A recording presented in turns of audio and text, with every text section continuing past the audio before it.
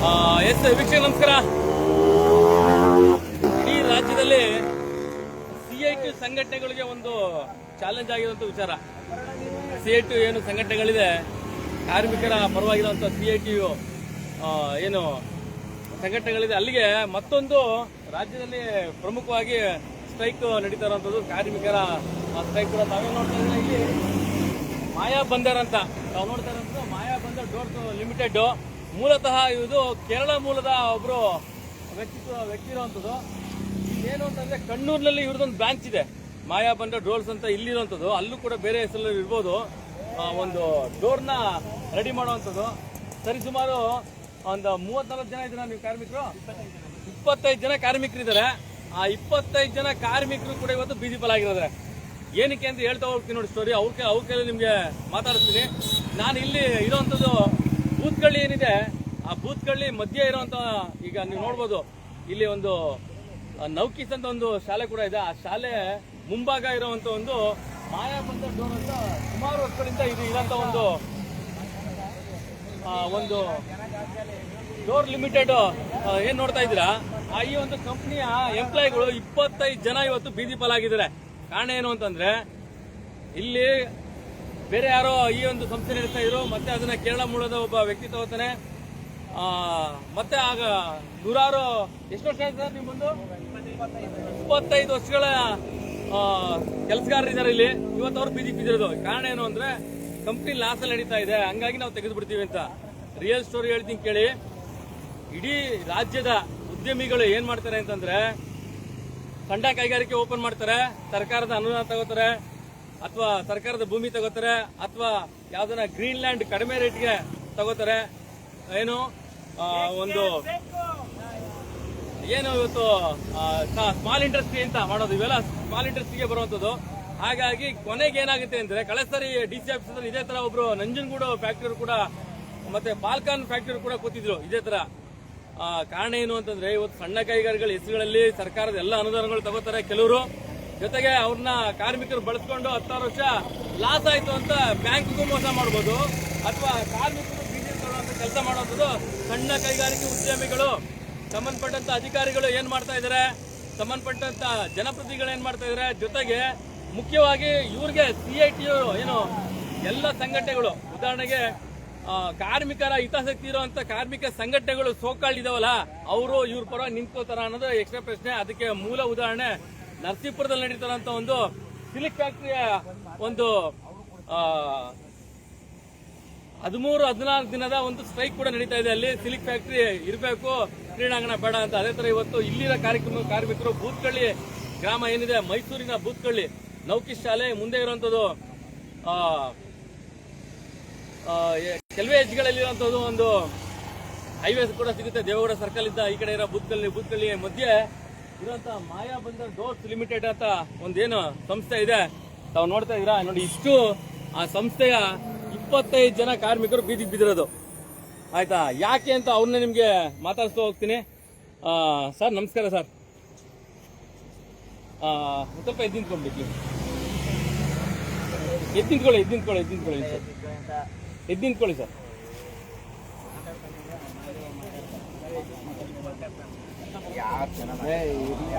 Sir ನಮಸ್ಕಾರ sir. ಎಷ್ಟು ವರ್ಷದಿಂದ ಕೆಲಸ ಮಾಡ್ತಾ ಇದ್ದೀರಾ? ಯಾರ ಒಬ್ರು ಬನ್ನಿ. 20 ಮುಂದೆ ಬನ್ನಿ ಸರ್, ಎದ್ಕೊಂಡ್ಬಿಡಿ ಬನ್ನಿ. ಎಷ್ಟು ವರ್ಷದಿಂದ ಕೆಲಸ ಮಾಡ್ತಾ ಇದ್ದೀರಾ? 25 ಎಷ್ಟು ಸಂಬಳ ಇತ್ತು ಸ್ಟಾರ್ಟಿಂಗ್ ನಿಮ್ಗೆ? ಸ್ಟಾರ್ಟಿಂಗ್ ಅಲ್ಲಿ 3,500 70 ರೂಪಾಯಿ 25 ವರ್ಷ ಹಿಂದೆ. ಈಗ ಎಷ್ಟಾಗಿದೆ? 2001 ಈಗ 2001 ಸರ್. ಈಗ ಎಲ್ಲ PF ಎಲ್ಲ ಕಳೆದೆ ಒಂದು 17 ವರ್ಷ ಸಿಗುತ್ತೆ. ಯಾಕೆ ನೀವು ಈ ಸ್ಟ್ರೈಕ್ ಮಾಡ್ತಾ ಇದ್ದೀರಾ? ಸ್ಟ್ರೈಕ್ ಅಂದ್ರೆ ಸರ್, ಏನು ಇದ್ದಿದ್ದಾಗೆ ನಮಗೆ ಲಾಸ್ಟ್ ಕೆಲಸ ಸ್ವಲ್ಪ ಡೌನ್ ಮಾಡಿದ್ರು. ಮತ್ತೆ ಒಂದು 3 ತಿಂಗಳು ಆರ್ಡರ್ ತಗೊಳ್ಳೋದೆಲ್ಲ ಕಮ್ಮಿ ಮಾಡಿದ್ರು. ಆರ್ಡರ್ ತಗೊಳ್ಳೋದು ಕಮ್ಮಿ ಮಾಡಿದ್ರು, ಲಾಸ್ ಆಗ್ತದೆ ಅಂತ ಹೇಳಿದ್ರು. 3 ತಿಂಗಳು ಹಂಗೆಲ್ಲ ಮಾಡಿ ಸ್ಯಾಲ್ರಿನೂ ಸ್ವಲ್ಪ ಲೇಟ್ ಸ್ಯಾಲ್ರಿ ಹಾಕಿ ಮನೆ ಇದ್ದಿದ್ದಾಗೆ ಲಾಯರ್ ಕರ್ಕೊಬಂದು ನೋಟಿಸ್ ಹಾಕಿ ಕ್ಲೋಸಿಂಗ್ ಓಕೆ. ಎಷ್ಟು ದಿನ ಆಯ್ತು ಸ್ಟ್ರೈಕಿಂಗ್ ಕೂತ್ಕೊಂಡು? ನಾವು 25 ದಿನ ಆಯ್ತು. 25 ದಿನ ಕೂತಿದ್ದೀರಾ ಇಲ್ಲೇನೆ? 12ನೇ ತಾರೀಕಿಂದ ಫೆಬ್ರವರಿ 12ರಿಂದ. ಓಕೆ. ಹಾಗಾಗಿ ಯಾರು ನಿಮ್ಮ ಸೋಕಾಲ್ಡ್ ಕಾರ್ಮಿಕರ ಸಂಘಟನೆ ಯಾರು ಬರ್ಲಿಲ್ವಾ? ಅಲ್ಲಾದ್ರೆ ಕಾಲರ್ಗಳು ಇರ್ತಾರೆ ಮತ್ತೆ ಐಡಿಗಳು ತೋರಿಸ್ತಾರೆ, ಅವ್ರು ಯಾರು ನಿಮ್ ಪರವಾಗಿ ಬರ್ಲಿಲ್ವಾ? ಏಕೆ ನಿಮ್ಗೆ ಯಾರು ಕಾಂಟ್ಯಾಕ್ಟ್ಗಳು ಇಲ್ವಾ? ನಾವು ಯಾರು ಅಲ್ಲ ಈಗ CIT ಅಂತ ಬೋರ್ಡ್ ಹಾಕೊಂಡಿದ್ದೀರಾ, ಅವ್ರು ಯಾರು ಬರ್ಲಿಲ್ವಾ? ಟೈಮ್ ಆಗಲಿ ಅಂತ 7ನೇ ತಾರೀಕು ಟೈಮ್ ತಗೊಂಡು ಏನ್ ಟೈಮ್ ತಗೊಂಡ್ರು? 7ನೇ ತಾರೀಕು ಕೋರ್ಟಲ್ಲಿ 7ನೇ ತಾರೀಕು ಟೈಮ್ ಕೊಟ್ಟಿದ್ದೀರಾ? ಏನಕ್ಕೆ? ಮಾತುಕತೆಗೆ. ಅಲ್ಲದೆ ಕೋರ್ಟ್ನಲ್ಲಿ ಯಾರೇ ಮಾತುಕತೆಗೆ ಟೈಮ್ ಕೊಡ್ತಾರೆ, ಇವರೇನೋ ಅಪೀಲ್ ಹಾಕೊಂಡಿರ್ತಾರೆ, ಅದಕ್ಕೆ ಬೇರೆ ಕಡೆ ವಿಚಾರ ಐತೆ. ಈಗ ಇಷ್ಟು ವರ್ಷದಿಂದ ನೀವು ಮಾಡ್ತಾ ಇದ್ದೀರಾ, ಒಟ್ಟು ಎಷ್ಟು ಜನ ಎಂಪ್ಲಾಯ್ ಇದ್ದೀರಾ? 25 ಜನ ಇದ್ದೀರಾ? ಜನ ಎಲ್ಲ ರಿಟೈರ್ಡ್ ಆಗಿ ಹೋಗ್ತಾರೆ. ಓಕೆ ಓಕೆ ಓಕೆ ಓಕೆ ಸುಮಾರು ಜನ ರಿಟೈರ್ಡ್ ಆಗಿದ್ದಾರೆ. ರಿಟೈರ್ಡ್ ಆದವ್ರಿಗೆ ಏನು ಕೊಟ್ರು? ರಿಟೈರ್ಡ್ ಆದವ್ರಿಗೆ ಏನು ಕೊಟ್ರು? ನಮ್ದು ಏನು ಗ್ರಾಜುಯೇಟಿ ಇದೆ ಅಷ್ಟೇ ಕೊಟ್ಟಿದ್ದಾರೆ. ಎಷ್ಟು ಕೊಟ್ರು? 1 ಲಕ್ಷ ಬಂದಿದೆ ಸರ್. 1 ಲಕ್ಷ ಗ್ರಾಜುಯೇಟ್. ಈಗ ನೀವು ಈ ಫ್ಯಾಕ್ಟ್ರಿನ ಮುಸ್ತೀನಿ ಅಂತವ್ರಲ್ಲ, ನಿಮ್ದೇನು ಮನವರಿಕೆ ಮಾಡ್ಕೊಂಡಿದ್ದೀರಾ? ಸರ್ ಅದೊಂದು 10 ಲಕ್ಷ ಕೊಟ್ಟರೆ ಸರ್ ಮುಂದಿನ ದಿನ ನಾವು ನೋಡ್ಬೋದು ಅಂತ ಅವ್ರ ಹತ್ರ ಕೈ ಬೇಡಿ ಕೈ ಮುಗಿದು ಕೇಳ್ಕೊತೀವಿ. 10 ಲಕ್ಷ ಬೇಕು ನಿಮ್ ಪರಿಹಾರಕ್ಕೆ, ನಿಮ್ ಜೀವನಕ್ಕೆ. ಎಲ್ಲ ಏಜ್ ಆಗಿದೆ, ಮುಂದೆ ಯಾವ ಫ್ಯಾಕ್ಟ್ರಿಗೂ ಹೋಗಕ್ಕಾಗಲ್ಲ. ಹಾಗಾಗಿ ಇದೆಲ್ಲ ಕೊಡ್ತಾರೆ ಅಂತ ಭರವಸೆ ಇದೆ ನಿಮ್ಗೆ? ಸರ್ ಯಾರ ಮೇಲೆ ನಂಬಿಕೆ ಇಲ್ಲ, ಆದ್ರೆ ಕೊಡೋವರೆಗೂ ಅಲ್ಲ, ಕಾನೂನ್ ಮೇಲೆ ನಂಬಿಕೆ ಇಟ್ಕೊಳ್ಳಿ. ವ್ಯಕ್ತಿಗತ ಹೋಗ್ಬೇಕಾಗಿಲ್ಲ ನಮ್ಗೆ, ಕಾನೂನ್ ಮೇಲೆ ನಂಬಿಕೆ ಇಟ್ಕೊಳ್ಳಿ, ಆಗ್ಬೋದು ಮೊದಲು. ಆದ್ರೆ ಕೊಡೋವರೆಗೂ ನಾವು ಈ ಜಾಗ ಬಿಟ್ಟು ಕದ್ದೆಲ್ಲ ಅನ್ಬಿಟ್ಟಿದ್ರೆ ಇಲ್ಲೇ ಬಿಟ್ಟಿದ್ದೀವಿ. ಇಲ್ಲಿ ಒಳಗಡೆ ಹೋಗೋರು ಯಾರು, ಬರೋರು ಯಾರು? ಯಾರು ಬರ್ತಾ ಇಲ್ಲ ಸರ್, ಯಾರು ಹೋಯ್ತಾ ಇಲ್ಲ ಸರ್. ಪಕ್ಕದಲ್ಲಿ ಒಬ್ಬರು ಮೇಡಮ್ ಹೋಯ್ತಾರೆ, ಅವ್ರು ನಾವು ಲೇಡೀಸ್ ಆದ್ರಿಂದ ಯಾವುದೇ ರೀತಿ ತೊಂದರೆ ಮಾಡಲ್ಲ. ಅವ್ರ ಕೆಲಸ ಅವ್ರು ಮಾಡಿ. ಈ ಮಾಯ ಬಂದ ಕೋರ್ಸು ಎಲ್ಲಿದ್ದು ಸರ್? ಇದು ಹೊರಗಡೆ ಇದ್ದಿದ್ದು ಐಲ್ಯಾಂಡ್ ಹೆಸರು ಸರ್, ಇದು ಮಾಯ ಬಂದ. ಅದು ಹೊರಗಡೆ ಇದ್ದಿದ್ದು ಚೆನ್ನೈಯಲ್ಲಿ ಇತ್ತು ಸರ್ ಮುಂಚೆ, +2 ಅಂತ. ಅವರು ಅಲ್ಲಿ ಹೈವೇ ರೋಡ್ಗೆ ಹೋಯ್ತಂತೆ ಸರ್. ಅದೆಲ್ಲ ಅಮೌಂಟ್ ಒಳ್ಳೆ ದುಡ್ಡು ತಗೊಂಡವ್ರೆಲ್ಲ, ಒಂದು 270 ಅದು ಬೇರೆ ತರನೇ ಇತ್ತು. ನಾನು ಹೇಳ್ತೀನಿ, ಅಲ್ಲಿಂದ ಬಂದು ಸರ್ ಇಲ್ಲಿ ಕುಟ್ಟಿ ಪ್ಲೇಸ್ ಡೋರ್ ಹೆಸರಲ್ಲಿ ಡೋರ್ ನಡೆಸ್ತಾ ಇದ್ರು. ಕುಟ್ಟಿ ಪ್ಲೇಸ್ ಡೋರ್ ಅಂತ. Okay okay. ಎಲ್ಲಿದ್ದು? ಅದು ಚೆನ್ನೈಯಿಂದ ನಡೆಸ್ತಾ ಇದ್ರು. ಮತ್ತೆ ಅಲ್ಲಿಂದ ಈಗ ಇಲ್ಲಿ ಇದನ್ನ ನಡೆಸ್ತಾರೆ ಯಾರು? ಇವಾಗ ಮೊಹಮ್ಮದ್ ಮಾಯಿನ್ ಅಂದ್ಬಿಟ್ಟಿದ್ದಾರೆ, ಕೇರಳದವರು. ವೆಸ್ಟ್ ಇಂಡಿಯನ್ ಪ್ಲೇಔಟ್ ಅಂದ್ಬಿಟ್ಟಿದ್ದಾರೆ, ಅವ್ರ ಇನ್ಚಾರ್ಜ್ ಅಲ್ಲಿ ನಡೀತಾ ಇರೋದು. West Indian playout. ಮತ್ತೆ ಮಾಯ ಬಂದ ಕೋರ್ಸ್ ಇದೆ, ಇದು ಅವ್ರ ಬ್ರಾಂಚ್ ಸರ್, ಕೆಳಗಡೆ ಆಗಿದೆ. Okay okay okay. ಕೇಳಿಸ್ಕೊಳ್ರಿ ಸಂಬಂಧಪಟ್ಟ ಅಧಿಕಾರಿಗಳೇ, ಕೇಳಿಸ್ಕೊಳ್ಳಿ. ಆಮೇಲೆ ಯಾರು ನಿಮ್ಮ ಕಾರ್ಮಿಕ ಸಂಘಟನೆಯವರು ಸೋಕಾರ್ಡು ಕೇಳಿಸ್ಕೊಳ್ಳಿ. ಹೇಳಿ. ಏನಿಲ್ಲ ಸರ್, ಈಗ ನಮಗೆ ಎಲ್ಲ ವಯಸ್ಸಾಯ್ತು ಬಂತು, 40-45 ವರ್ಷ ಆಯ್ತು. ಎಲ್ಲೋದ್ರೂ 40-45 ವರ್ಷ ಆದವ್ರಿಗೆ ಕೆಲಸ ಆಗಲ್ಲಪ್ಪ, ಒಂದು 25 ವರ್ಷ ಇದ್ರು ತಗೋಬೋದಿತ್ತು, 30 ವರ್ಷ ಇದ್ರೆ ಅದರಿಂದ ಸರ್ ನಮ್ಗೆ ಇನ್ನೆಲ್ಲೋ ಮುಂದೆ ಕೆಲಸನೂ ಸಿಗಲ್ಲ. ಆದ್ರಿಂದ ನಾವು ಎಲ್ಲ ಅಧಿಕಾರಿಗಳಿಗೆ ಏನಪ್ಪ ಕೇಳೋದು ಅಂದ್ರೆ, ನಾವು ಈ ವಿಚಾರದಲ್ಲಿ ಮಧ್ಯಸ್ಥಿಕೆ ತಗೊಂಡಿದ್ದಾಗ ನಮ್ಗೊಂದು ನ್ಯಾಯ ದೊರಕಿಸ್ಕೊಡ್ಬೇಕು ಅಂತ ಸರ್. ಯಾರು ಮಧ್ಯಸ್ಥಿಕೆ ತಗೊಂಡ್ರದ್ದು? ಯಾರು ಸರ್? ಈಗ AITC ಅವರು ನಾವು ಮಾತಾಡ್ತೀವಿ ಅಂತ ಹೇಳಿದಾರೆ ಸರ್, ಆದ್ರೆ 2-3 ಸಲ ಕೋರ್ಟಲ್ಲಿ ಯಾರು ಅಟೆಂಡ್ ಆಗಿಲ್ಲ. ಅದು ನಾವು ಅವ್ರ ಮೇಲೆ ನಂಬಿಕೆ ಇಟ್ಕೊಂಡಿದೀವಿ, ನಾವು ಫೀಸ್ ಕಟ್ತಾ ಇದೀವಿ, ಎಲ್ಲಾನು ಮಾಡ್ತೀವಿ. ಎಲ್ಲಿಗೆ ಫೀಸ್ ಕಟ್ತಾ ಇದ್ರಿ? AITC ಅವ್ರಿಗೆ ಫೀಸ್ ಎಷ್ಟು ಕಟ್ತಾ ಇದ್ರಿ ಸರ್? ಅದೇನೋ ಸ್ವಲ್ಪನೇ ತಗೊಳ್ಳೋದು, ಅವ್ರು ಇನ್ನೊಂದು 10-15 ರೂಪಾಯಿ ತಗೋತಾರೆ ಒಬ್ಬೊಬ್ರಿಗೆ. Okay okay okay. ಏನೋ ಅವ್ರ ಮೇಲೆ ನಂಬಿಕೆ ಇಟ್ಕೊಂಡಿದ್ದೇನೆ ಸರ್, ಅವರು ಏನೋ ನಮ್ಗೊಂದು ದಾರಿ ತೋರಿಸಬಹುದು, ಓಕೆ, ಏನೋ ಪರಿಹಾರ ಕೊಡಿಸಬಹುದು ಅಂತ ಕೂತ್ಕೊಂಡಿದ್ದೇನೆ. ಒಂದು ಒಳ್ಳೆ ರೀತಿಯಲ್ಲಿ ನಾವು ಸ್ಟ್ರೈಕ್ ಮಾಡಿ ಹೋದ್ ತಿಂಗಳು 12ನೇ ತಾರೀಕಿಂದ ಕೂತ್ಕೊಂಡಿದ್ದೀರಾ. ಅಲ್ಲಿಗೆ ಈ ತಿಂಗಳು 12 ಬಂದ್ರೆ 1 ತಿಂಗಳಾಗುತ್ತೆ. ಎಲ್ಲ ಎಲ್ಲೂ ಕೆಲ್ಸಕ್ಕೆ ಹೋಗಂಗಿಲ್ಲ ಆಯ್ತಾ? ಮನೆ ಮಠ ಬಿಟ್ಟು, ಹೆಂಡತಿ ಮಕ್ಳು ಬಿಟ್ಟು, ಕೂಲಿ ಬಿಟ್ಟು, ಯಾವ ಹಣೆ ಬರ್ರಿ ನಮ್ ಕರ್ನಾಟಕದ ಕತೆ. ಇವ್ರಿಗೇನ ನಮ್ಮ ಮಾನ ಮರ್ಯಾದಿದೇನ್ರಿ? ಸಂಬಂಧಪಟ್ಟಂತ ಅಧಿಕಾರಿಗಳಿಗೆ ಎಲ್ಗೂ ಮನವಿ ಕೊಟ್ಟಿಲ್ಲ ನೀವು? ನೀವೆಲ್ಗೂ ಮನವಿ ಕೊಟ್ಟಿಲ್ವಾ? ಮನವಿ ಪತ್ರ ಎಲ್ಗೂ ಕೊಟ್ಟಿಲ್ವಾ? DC ಆಫೀಸ್ಗೆ? ಅಲ್ಲ, ಟೈಮ್ ತಗೊಂಡ್ರೆ ಯಾರೋ ಬಂದ್ರೆ ಇಲ್ಲಿಗೆ? ಯಾರೋ ಅಧಿಕಾರಿಗಳು ಬಂದಿಲ್ಲ. ಕಾರ್ಯಕ್ರಮಕ್ಕೆ ಕರೀರಿ, ಹಾರ ಹಾಕ್ಸ್ಕೊಕ್ ಬರ್ತಾರೆ ಬೇಕಾರೆ. ನೀವು ಕಾರ್ಯಕ್ರಮಕ್ಕೆ ಕರೆದ್ರೆ ಹಾರ ಹಾಕ್ಸ್ಕೋತಾರೆ, ಶಾಲಾ ಹಾಕ್ಸ್ಕೋತಾರೆ, ಒಂದು ಬಾಕ್ಸ್ ಏನು ಫೀಡ್ ಕೊಟ್ರೆ ಅದು ಇಸ್ಕೊಂಡು ಹೋಗ್ತಾರೆ ಬೇಕಾರೆ. ನಾಚಿಕೆ ಆಗ್ಬಾರ್ದನ್ರಿ ಇವ್ರಿಗೆಲ್ಲ? ಇವರೆಲ್ಲ ಅಧಿಕಾರಿಗಳನ್ರಿ? ಅಲ್ಲ ರೀ, 1 ತಿಂಗಳಾಯ್ತು. ಇವ್ರು ಇನ್ನೇನು ವಾರ ಬಂತು ಅಂದ್ರೆ 1 ತಿಂಗಳಾಯ್ತು. 1 ತಿಂಗಳಿಂದ ಈ ಮಾಯಾ ಬಜಾರ್ ಡೋರ್ ಲಿಮಿಟೆಡ್ 25 ವರ್ಷದಿಂದ ಕೆಲಸ ಮಾಡ್ತಾವ್ರೆ. 70 ರೂಪಾಯಿಂದ 17,000 ರೂಪಾಯಿವರೆಗೂ ಸ್ಯಾಲ್ರಿ ಬರೋವರೆಗೂ ಕಷ್ಟಪಟ್ಟು ಕೆಲಸ ಮಾಡ್ತಾವ್ರೆ. ಈ 25-30 ಜನ ಇವತ್ತು ಅವ್ರ ಜೀವನ ಬೀದಿಗೆ ಬಂದಿದೆ. ಮತ್ತೆ ಇನ್ನೊಂದು ವಿಷಯ ಹೇಳ್ತೀನಿ ಕೇಳಿ. ಸಣ್ಣ ಕೈಗಾರಿಕೆ ಹೆಸರುಗಳಲ್ಲಿ ಸರ್ಕಾರದ ಎಲ್ಲ ಅನುದಾನಗಳು ತಗೋತಾರೆ. ಕಳೆದ ಸಾರಿ ಕೂಡ ನಾನು ಸುದ್ದಿ ಮಾಡಿದೆ. ಬೇರೆ ಯಾವುದೋ ಒಂದು ಮೈಸೂರು ಸಂಸ್ಥೆ DC ಆಫೀಸಲ್ಲಿ ಕುತ್ಕೊಂಡು ಬಾಯಿ ಬಿಡ್ಕತ್ತಾ ಇತ್ತು ಪಾಪ. ನಮ್ಮ ಫ್ಯಾಕ್ಟ್ರಿ ಮುಚ್ಚಿಬಿಟ್ಟವ್ರು ಅಂತ ಆಯ್ತಾ. ಮನವಿ ಪತ್ರ ಇಸ್ಕಕ್ಕೂ ಬರಲಿಲ್ಲ ಕೆಲವರು ಅಧಿಕಾರಿಗಳು. ಆಮೇಲೆ ಬಂದ್ರು. ಹಾಗಾಗಿ ಸಣ್ಣ ಕೈಗಾರಿಕೆ ಹೆಸರುಗಳಲ್ಲಿ ಇವತ್ತು ಸರ್ಕಾರಿ ಜಮೀನು ತಗೋತಾರೆ, ಸರ್ಕಾರಿ ಸೌಲಭ್ಯಗಳು ತಗೋತಾರೆ, ಅದನ್ನ ತಗೊಂಡೋಗಿ ಯಾವನ್ಗೋ ಮಾರ್ತಾರೆ.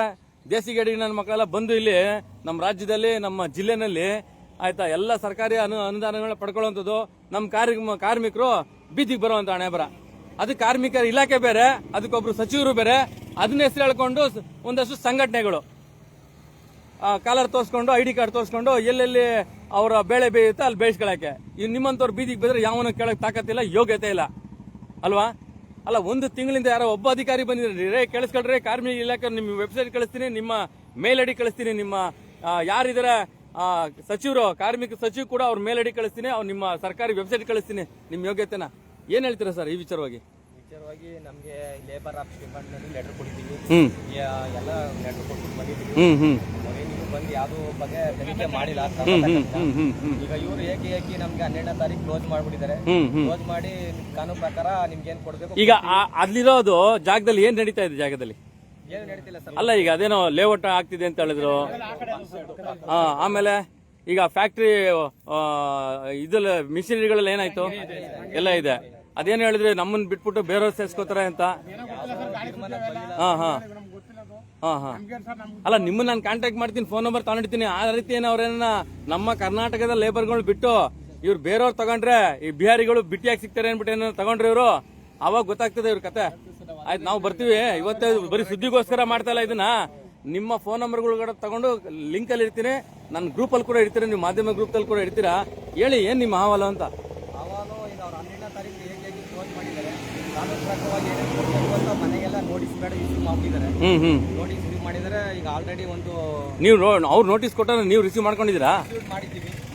ಮಾಡಬಾರ್ದಾಯ್ತು, ನೀವು ಗೊತ್ತಾಗೋದ್ ಕತೆ. ಗೊತ್ತಾಗಲ್ಲ. ಓಕೆ ಓಕೆ, ತಗೊಳ್ಳಿ. ಏನ್ ಕೊಡ್ಬೇಕು ಅಂತ ಕೊಡ್ತೀವಿ ಅಂತ ನಾವು ವೇಟ್ ಮಾಡ್ತಾ ಇದೀವಿ. ಓಕೆ, ಎಲ್ಲಿ? DC ಕೋರ್ಟಲ್ಲ? Labour court. ಹಳೆದೊಂದು ಚಾಪ್ಟರ್ ಪೇಮೆಂಟ್ ಒಂದು ಪೆಂಡಿಂಗ್ ಆಗಿದೆ, ಕೇಸ್ ನಡೀತಾ ಇದೆ. ಏನು ಯಾವ್ದ್ರ ಬಗ್ಗೆ? 3 ವರ್ಷ ಆಗಿದೆ ಅದಕ್ಕೆ, ಮತ್ತೆ ಇದಕ್ ಪರಿಹಾರ ಕೊಡ್ತಾರೇನ್ರಿ ಯೋಗ್ಯತೆಗೆ? 20 ವರ್ಷ ಆಯ್ತು ಸರ್, ನಮ್ಗೆ ಈಗಲೂ 17,000 ಸಂಬಳನೇ. 24 ವರ್ಷ ಆಯ್ತು, ಅವ್ರಿಗೆ 25 ವರ್ಷ. ನಿಜ ಹೇಳಿ, ಇಲ್ಲಿ ಲಾಭ ಬರ್ತಿರ್ಲಿಲ್ವಾ ಸರ್? ಬರ್ತಿತ್ತು, ಯಾರ್ ತಾನೇ ಹೇಳ್ತಾರ ಸರ್, ಓನರ್ಗಳು. ಈ ಲಾಭ ಬರ್ತದೆ, ಲಾಭ ಬರ್ತದೆ ಅಂದ್ರೆ ಬ್ಯಾಂಕ್ ದುಡ್ಡು ಕಟ್ಟಬೇಕು, ಸಾಲನ ದಿವಾಳಿ ತೋರಿಸ್ಬಿಟ್ಟು ಊರ್ ಬಿಟ್ಟು ಹೋದ ಹೋದ್ನಲ್ಲ ವಿಜಯ ಮಲ್ಯ. ಹಂಗೆ ಯಾವ ದೇಸಿ ಗಡಿಗಳೆಲ್ಲ ಬರ್ತವೆ ನಮ್ಮ ಕರ್ನಾಟಕಕ್ಕೆ. ಅದೆಲ್ಲ ಮೈಸೂರು ಜಿಲ್ಲೆ ಅಂದ್ರೆ ಭೂಕಳ್ಬೇಕಿದ್ದಾರೆ ಬರ್ತಾರೆ, ಸಣ್ಣ ಕೈಗಾರಿಕೆ ಅಂತ ಅನ್ಕೊಂಡು ಸರ್ಕಾರಿಗೆ ಅಧಿಕಾರಿಗಳಿಗೆ ಚೇಲ ಕೆಲಸ ಮಾಡ್ಕೊಂಡು ಇರ್ತಾರೆ ಕೆಲವು ಸಾರಿ ಆ ಕೆಲವರು. ಆಮೇಲೆ ಅದನ್ನ ತೆಗೆದು ಇಂಡಸ್ಟ್ರಿಯಲ್ ಏರಿಯಾ ಮಾಡ್ಕೊಳ್ಳೋದು, ಇಲ್ಲ ಅಂದ್ರೆ ಅಪಾರ್ಟ್ಮೆಂಟ್ ಕಟ್ಬಿಡೋದು. ಇದೇ ಕಥೆ ಆಗಿರೋದು ಮೈಸೂರಲ್ಲಿ ಇವತ್ತು. ಓಕೆ, ಇಲ್ಲಿ ಜಗದೀಶ್ ಲಾಯರ್ ಅಂದ್ಬಿಟ್ಟಿದ್ದಾನೆ, ಒಬ್ಬರನ್ನ ಲೀಗಲ್ ಅಡ್ವೊಕೇಟ್ ಆಗಿ ಇಟ್ಕೊಂಡವ್ರೆ. ಅವ್ರದ್ದು ಫೀಸ್ ಕಟ್ತಾ ಇದ್ದಾರೆ. ಈಗ ಆ ಲಾಯರ್ನ ಅವರು ನಮ್ಮ ಪರವಾಗಿ ಮಾತಾಡ್ತಾರೆ ಅಂತ ತಿಳ್ಕೊಂಡಿದ್ದಾನೆ.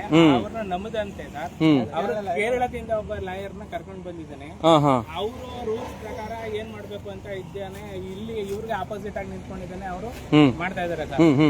ನಾವ್ ಏನಪ್ಪಾ ಅಂತ ಕೇಳ್ಕೊಂಡ್ರೆ ಸರ್, 25 ವರ್ಷದಿಂದ ನಾವು ಕೆಲಸ ಮಾಡಿ ಒಂದು 5 ಪೈಸಾ 10 ಪೈಸಾನು ಸರ್ ನಾವು ಮಕ್ಳು ಮರಿಕಂತ ಮಡಿಕೊಂಡಿಲ್ಲ. ಎಲ್ರಿಗೂ ಇರೋದೆಲ್ಲ ಎಲ್ಲ ಸಣ್ಣ ಸಣ್ಣ ಮಕ್ಳೇ. ಅದಿರ್ಲಿ ನೋಡಿ, ನಮ್ಮ ರಾಜ್ಯದ ಲಾಯರ್ ನಮ್ದೇನೆ, ನಮ್ಮ ಜಿಲ್ಲೆಯ ಲಾಯರ್ ನಮ್ದೇನೆ. ಆ ದೇಸಿಗೇಡಿ ಲಾಯರ್ಗಳು ನಂಬುವಂತದ್ದು ಎಷ್ಟು ಸರಿ ಆಯ್ತಾ? ಇವ್ರಿಗೆ ಬೇಕಾದಂಗೆ ಇವತ್ತು ವಕಾಲತ್ ಹಾಕೊಂಡು ನಿಮ್ಮ ನೆಲಗೆ ಮೋಸ ಮಾಡುವಂತದ ಹಾಗಾರೆ? ದಯವಿಟ್ಟು ಇದನ್ನ ಲಾಯರ್ ಯೂನಿಯನ್ ಕೂಡ ಖಂಡಿಸ್ಬೇಕು. ನಾನು ಅವ್ರಿಗೂ ಕೂಡ ಈ ವಿಡಿಯೋ ಕಳಿಸ್ತೀನಿ. Bar council lawyer bar council ಅವ್ರು ಕೂಡ ಕಳಿಸ್ತೀನಿ ನಾನು ಇದನ್ನ. ಓಕೆ, ಒಟ್ಟಿನಲ್ಲಿ ಇವರು ನಿಮ್ಮನ್ನ ಬೀದಿ ಕಳಿಸಿರೋದಕ್ಕೆ ಒಬ್ರಿಗೆ 10 ಲಕ್ಷ ರೂಪಾಯಿ ನೀವು ಪರಿಹಾರ ಕೇಳ್ತಾ ಇದ್ದೀರಾ, ಅಥವಾ ಕಾನೂನಾತ್ಮಕವಾಗಿ ಏನು ಆಸ್ ಪರ್ ರೂಲ್ ಇದೆ ಅದ್ರ ಪ್ರಕಾರ ಕೇಳ್ತಾ ಇದ್ದೀರಾ, ಕಾನೂನಾತ್ಮಕ ಹೋರಾಟ ಮಾಡ್ತಾ ಇದ್ದೀರಾ. 1 ತಿಂಗಳಾಯ್ತು ನೀವು ಈ ಮಾಯಾ ಬಂದರು ಯಾವ ಹೊಣೆ ಬರರಿ. ನಮ್ಮ ರಾಜ್ಯದಲ್ಲಿ ಇರೋಂತ ಎಲ್ಲಾ ಕಳ್ಳರುಗಳಾಗ್ಬಿಟ್ರಲ್ರಿ ಕೆಲವರೆಲ್ಲ ಅಧಿಕಾರಿಗಳು. ನಮ್ಮ ಲ್ಯಾಂಡ್ ತಗೊಂಡೋಗಿ ಯಾವನಿಗೂ ಕೊಟ್ಟು ನಮ್ಮ ಕಾರ್ಮಿಕರು ಜೀತಿಗಿಡ್ಸಿ ಅಲ್ಲ ಇವ್ರ ಯೋಗ್ಯತೆಗಳ ಕೆಲವು ಅದೇ ಹೇಳಿದಿಲ್ಲ, ಕೆಲವು ಸಂಘಟನೆಗಳು ಇಲ್ದಿದೆಲ್ಲ ಹೆಸರು ಹೇಳ್ಕೊಂಡು ಇವತ್ತು ಕಾರ್ಮಿಕರು ಸುಲಿಗೆ ಮಾಡ್ತಾರಂಥದ್ದು. ಎಷ್ಟು ಬೇಜಾರಾಯ್ತದ್ರಿ ಇವೆಲ್ಲ ನೋಡಿದ್ರೆ. ಹಾಗಾಗಿ ತಾವೇ ನೋಡ್ತಾ ನೋಡ್ರಿ, ಇದು ಮೈಸೂರಿನ ಬೂತ್ಕಳ್ಳಿ ಗ್ರಾಮದಲ್ಲಿರುವಂತ ಮಾಯಾ ಬಂದರು ಡೋರ್ಸ್ ಲಿಮಿಟೆಡ್. ಅದು ಹಳೆ ಹೆಸರು, ಈಗ ಯಾವ್ದೋ ಒಂದು ಹೆಸರು ಇದೆಯಂತೆ. ಎಲ್ಲ ಅದೇನು ತನಿಖೆ ಮಾಡ್ರಪ್ಪ ಇವ್ರ ಬಗ್ಗೆ. ಸೋಕಾಲ್ಡ್ ಯಾರು ನೀವು? ಕಾರ್ಮಿಕರ ಸಂಘಟನೆ, ಕಾರ್ಮಿಕರ ಅಧಿಕಾರಿಗಳು, ಆಮೇಲೆ ಸಚಿವರು. ಅಯ್ಯ, ನಿಮ್ಮ ಹಣೆ ಬರ ಏನ ಇದು ಕತೆ, ಇದು ನಮ್ಗೆ ಗೊತ್ತಿಲ್ಲ.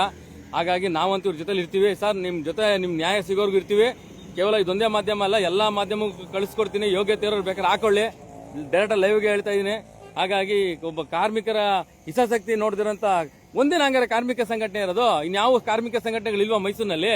ಯಾರು ಬಂದಿಲ್ಲ, ಬರಲ್ಲ ಬಿಡಿ. ಒಂದ್ ತಿಂಗಳಲ್ಲ ನೀವೇನ್ ಬೈಬೇಕು. ಇದನ್ನ ವಿಡಿಯೋನ ಕಳಿಸ್ಕೊಡ್ತೀನಿ ಕೆಲವರು ಕಾರ್ಮಿಕರ ಸಂಘಟನೆಗಳಿಗೆ, ನೋಡೋಣ ಏನು ಬೆಳೆ ಬೇಯಿಸ್ಕೊತಾರೆ ನೋಡೋಣ ಕೆಲವರು, ಆಯ್ತಾ. ಹಾಗಾಗಿ ನಿಜವಲ್ಲೂ ಬೇಜಾರಾಗುತ್ತೆ. ಎಲ್ಲ ಹೆಂಡತಿ ಮಕ್ಕಳೆಲ್ಲ ಬಿಟ್ಟು ಇವತ್ತು ಈ ಬೀದಿಲಿ ಈ ಅಗೋರಾತ್ರಿ ಮಾಡ್ತಾ ಇದಾರೆ ಅಂತಂದ್ರೆ, ಇದು ಮೈಸೂರು ಮಳವಳ್ಳಿ ರೋಡು, ಮೈಸೂರಿಂದ ಮುಂದೆ ಇರುವಂತ ಬೂತ್ಕಳ್ಳಿಲಿರುವಂತ ಒಂದು ಮಾಯಾ ಬಂದರ್ ಡೋರ್ಸ್ ಲಿಮಿಟೆಡ್ ಅಂತ ಇದು, ಆಯ್ತಾ. ರಿಜಿಸ್ಟರ್ಡ್ ಆಫೀಸು ಮೇನ್ ಏನೋ ಯಾವ್ದದು ಕಣ್ಣೂರ್ಲಿ ರಿಜಿಸ್ಟರ್ಡ್ ಆಫೀಸು. ಯಾವ GST ಇದೆಯೋ ಚೆಕ್ ಮಾಡ್ರಿ ಬಂದು ರೀ. ಮಾನ್ಗೆಟ್ಟ ಅಧಿಕಾರಿಗಳೇ, ಯಾವ GST ಇದೆ, ಏನ್ ಮಾಡ್ತಾರೋ, ಯಾವ ಲೇಔಟ್ಗಳು ಮಾಡ್ಕೋತಾರೋ, ಫ್ಯಾಕ್ಟ್ರಿಗಳನ್ನ ಮುಚ್ಚಿಬಿಟ್ಟು ಸಣ್ಣ ಕೈಗಾರಿಕೆ ಹೆಸರು ಹೇಳ್ಕೊಂಡು ನೀವು ಮನೆ ಬರ RTI ಕಾರ್ಯಕರ್ತರು ದಯವಿಟ್ಟು ಇದ್ರ ಬಗ್ಗೆ ಅನ್ಸರು RTIಗೆ ಹಾಕಲ್ರಪ್ಪ. ದಯವಿಟ್ಟು RTI ಕಾರ್ಯಕರ್ತರು ಯಾರಿದ್ದೀರಾ, ರಾಜ್ಯದ RTI ಕಾರ್ಯಕರ್ತರು ಯಾರಿದ್ದೀರಾ, ಅದೇನು ವಿಚಾರ ಇದಕ್ಕೆ ತಾವು ತಗೊಂಡು RTIಗೆ ಹಾಕಂಗೆ ಕೇಳಿ. ಮತ್ತೆ ಎಲ್ಲ ಅವ್ರಿಗೆ ಒಳ್ಳೇದಾಗ್ಲಿ. Thank you.